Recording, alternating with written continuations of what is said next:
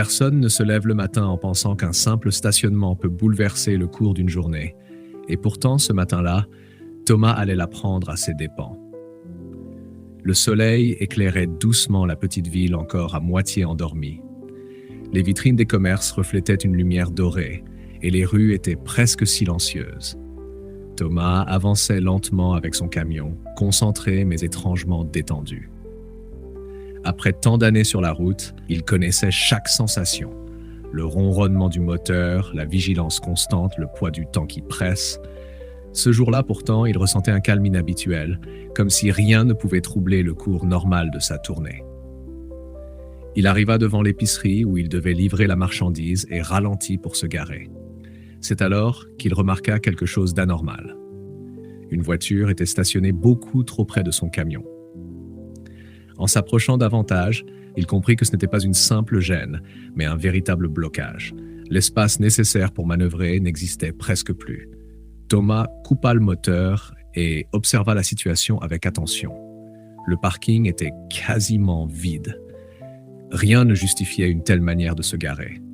Il tenta d'imaginer une solution, calcula mentalement les distances, mais l'évidence s'imposa rapidement. Sans que cette voiture soit déplacée, il lui serait impossible de repartir. Il descendit du camion et s'approcha du véhicule en question. C'était une limousine moderne, brillante, visiblement coûteuse. Un soupir s'échappa de ses lèvres. Il avait déjà croisé ce genre de situation, et trop souvent, ce type de voiture appartenait à des personnes persuadées que leur temps valait plus que celui des autres. Il consulta sa montre. Le temps commençait à jouer contre lui. Le déchargement devait commencer bientôt. Et chaque minute perdue compliquait la suite de sa journée. Il se dit que le conducteur devait être à proximité et qu'un simple échange suffirait. À peine eut-il cette pensée que la portière s'ouvrit. Une femme en sortit, élégante, parfaitement coiffée, vêtue d'un costume raffiné. Sa posture respirait la confiance, presque l'arrogance. Elle ne sembla même pas remarquer l'inconfort de la situation. Thomas s'approcha avec calme. « Madame, excusez-moi, mais votre voiture bloque ma sortie. J'aurais besoin que vous la déplaciez, s'il vous plaît. » Elle le regarda brièvement, comme si elle évaluait l'importance qu'il méritait. Son regard glissa sur son uniforme, sur le camion, puis revint vers lui avec une pointe de mépris. « Il n'y a pas de quoi s'agiter, » répondit-elle avec un sourire froid. « Vous pouvez bien attendre quelques minutes. J'ai des choses plus urgentes à faire. » Ces mots résonnèrent plus fort que prévu. Thomas sentit une tension sourde monter en lui. Ce n'était pas seulement l'attente ou le retard qui le dérangeait, mais la manière dont elle le traitait comme s'il était invisible, secondaire. Il tenta une nouvelle fois de rester posé. « Ce n'est pas une question de patience, madame.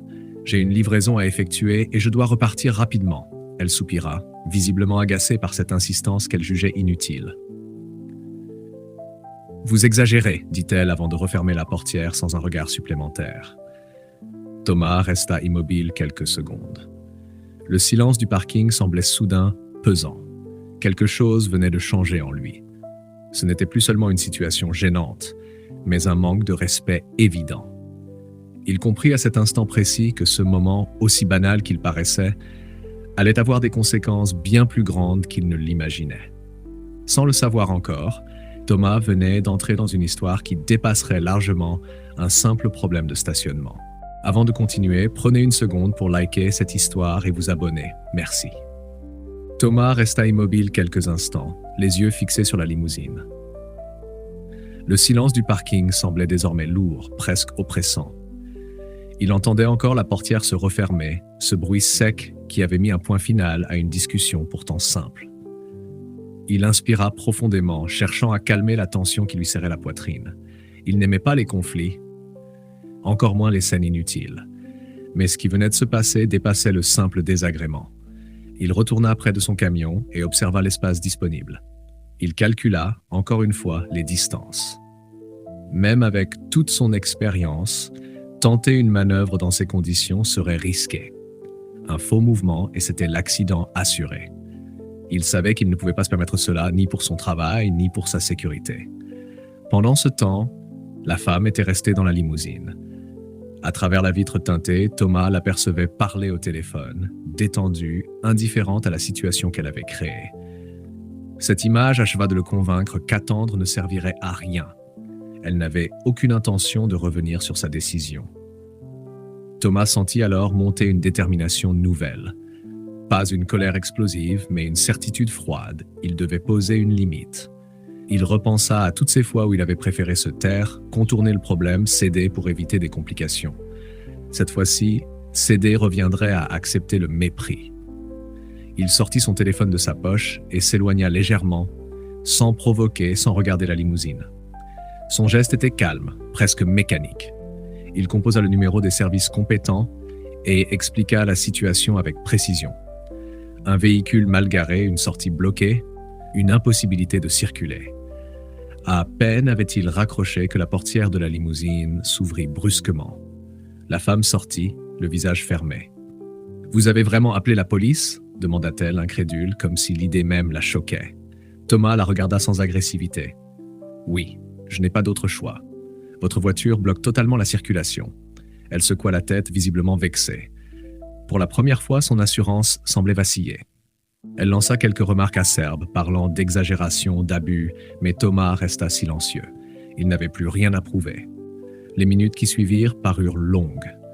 L'attente n'était plus la même qu'auparavant. Cette fois, Thomas se sentait droit dans sa décision. Il n'agissait ni par vengeance ni par orgueil, mais par nécessité. Lorsque la patrouille arriva, l'atmosphère changea immédiatement.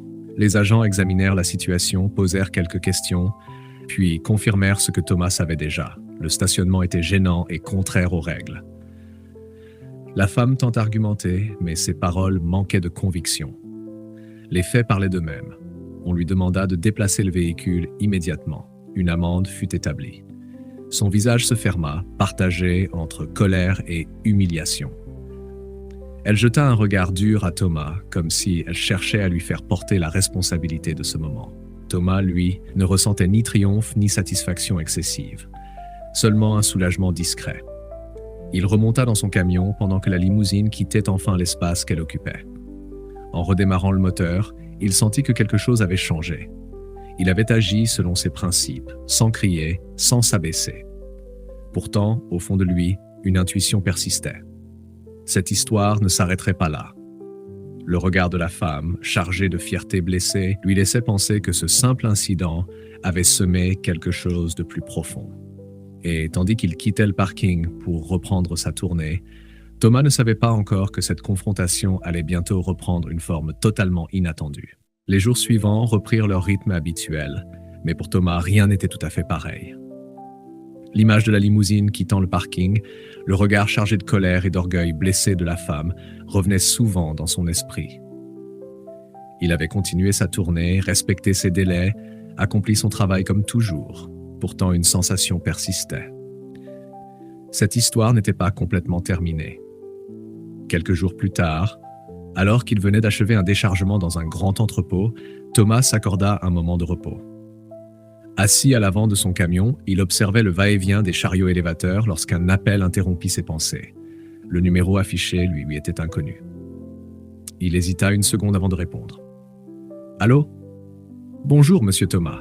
C'est Claire. » La voix était posée, bien différente de celle qu'il avait entendue sur le parking. Il mit quelques secondes à réaliser qu'il s'agissait de la femme à la limousine. La surprise le traversa, mais il resta calme. Claire lui expliqua qu'elle souhaitait le rencontrer pour parler de ce qui s'était passé. Elle parlait sans agressivité, presque avec retenue. Thomas sentit que quelque chose avait changé. Par curiosité, mais aussi par souci de compréhension, il accepta. Ils se retrouvèrent dans un café élégant au centre de Lyon. Lorsque Thomas entra, il la reconnut immédiatement. Toujours soignée, toujours élégante, mais son attitude était différente, moins rigide, moins défensive. Elle l'accueillit avec un léger sourire et l'invita à s'asseoir. Après quelques secondes de silence, Claire prit la parole. Elle reconnut que son stationnement était injustifiable, mais surtout elle admit que son comportement avait été déplacé. Elle expliqua qu'elle avait réagi par orgueil, par habitude de devoir toujours se montrer forte, supérieure, comme une armure contre le regard des autres. Ce jour-là, elle s'était sentie jugée, et au lieu de réfléchir, elle avait attaqué. Thomas l'écouta sans l'interrompre. Lorsqu'elle eut terminé, il lui parla à son tour. Il évoqua la fatigue du métier, le respect souvent absent et cette décision qu'il avait prise ce matin-là. Ne plus se laisser écraser par le mépris, mais poser des limites calmement. Un silence s'installa, non pas lourd, mais apaisant. Claire hocha la tête, visiblement touchée. « Je suis désolée, dit-elle simplement. Pas seulement pour la voiture, mais pour la manière dont je vous ai traité. » Ces mots eurent plus d'impact que Thomas ne l'aurait cru. Il n'avait pas cherché des excuses, encore moins une revanche. Pourtant, entendre cette reconnaissance donnait un sens nouveau à tout ce qui s'était passé. Ils se quittèrent sans tension, sans rancune. Chacun repartit de son côté, un peu différent de celui qu'il était en arrivant. En reprenant la route, Thomas comprit que cette histoire lui avait offert une leçon précieuse. Le respect n'est pas lié au statut, à l'argent ou à l'apparence. Il se construit dans la manière dont traite les autres et dans la capacité à reconnaître ses erreurs. Parfois, il suffit d'oser poser une limite pour ouvrir la porte au dialogue et à la compréhension. Si cette histoire vous a touché, prenez un instant pour liker, vous abonner, partager et laisser un commentaire. Vos réactions comptent énormément et permettent à ces récits de continuer à exister. Au final, la vie nous rappelle souvent que les plus grands conflits naissent de petits gestes, mais que les plus belles leçons viennent de l'humilité et du respect mutuel.